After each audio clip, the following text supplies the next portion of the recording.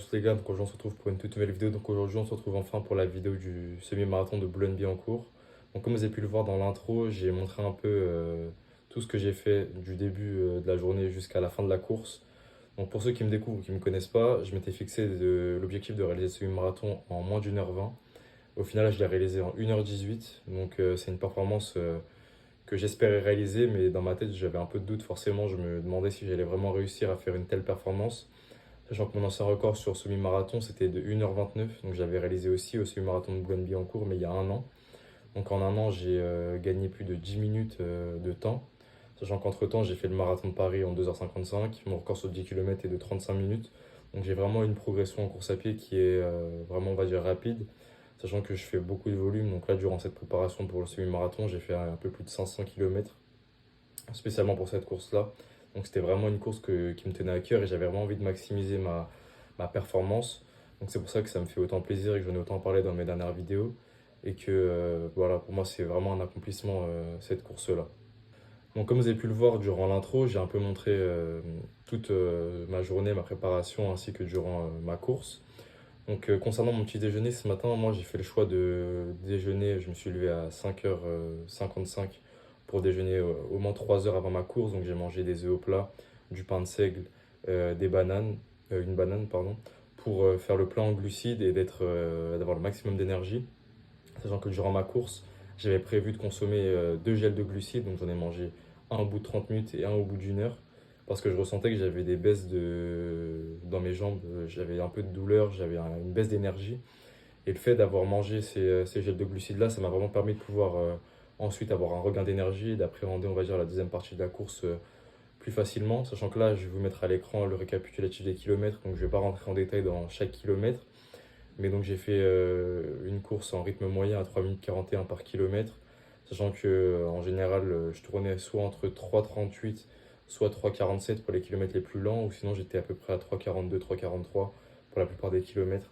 Donc j'ai quand même gardé, on va dire, une allure assez stable durant toute la course, même si je pense que durant les 7 premiers kilomètres, j'avais un peu des douleurs. Je pense que c'est aussi dû au fait qu'il fasse froid. Mon corps n'avait pas encore chauffé. Et à partir du 11e kilomètre, quand j'ai commencé à prendre le premier gel et que mon corps a commencé vraiment à s'acclimater au rythme de la course, c'est là où j'ai vraiment ressenti mon corps, j'avais plus aucune douleur. J'ai vraiment gardé un bon rythme et j'ai même fini le dernier kilomètre en 3 minutes 33, donc j'aurais peut-être pu faire une meilleure performance que j'ai fait là, même si je suis ultra fier parce que mon but c'était 1h20 et donc j'ai fait 1h18 et pour moi c'est vraiment un accomplissement parce que c'est un projet dans lequel je me suis investi durant plusieurs mois. C'est ça qui m'a aussi donné envie de commencer à faire des vidéos sur YouTube, de documenter un peu mon train de vie entre la musculation et la course à pied. Et donc je suis super fier d'avoir pu partager, on va dire, en amont et de là montrer aujourd'hui mes résultats. Sachant que là, il y aura des vidéos à l'heure où vous voyez cette vidéo qui sortiront dans les prochains jours, prochaines semaines, où je reviens sur ma phase d'affûtage parce que c'est des vidéos que j'ai déjà préparées et que j'ai pas pu sortir parce que j'ai les programmes en avance. Mais donc je trouvais ça quand même pertinent de les sortir. Donc si ça vous intéresse, vous pourrez toujours aller voir un peu comment s'est déroulée ma phase d'affûtage.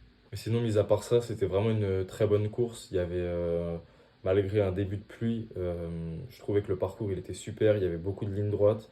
À part le passage dans le bois de Boulogne avec le sol, il était un peu bizarre. Moi, personnellement, ça m'a fait un peu avoir des douleurs au mollet. Mais une fois qu'on revenait vraiment sur la route, j'avais des bons ressentis. Donc je pense que c'était vraiment juste cet endroit-là qui, on va dire, qui moi me correspondait pas, je pense. Et sinon, ce que je retiens de cette course-là, c'est vraiment que quoi que vous fassiez, si on met de l'énergie proactivement dans un projet, on pourra toujours réussir à accomplir ce qu'on veut, même si forcément il y aura des moments où ça va être difficile. Toute cette phase de préparation que j'ai fait pendant des mois, elle n'était pas facile. J'avais des moments de doute où je me remettais en question.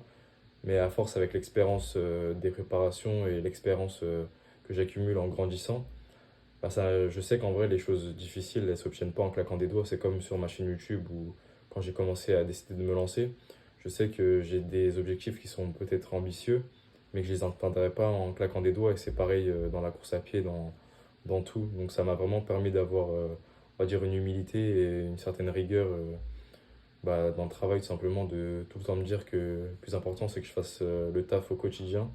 Et ensuite, si ça doit marcher, ça marchera tout simplement.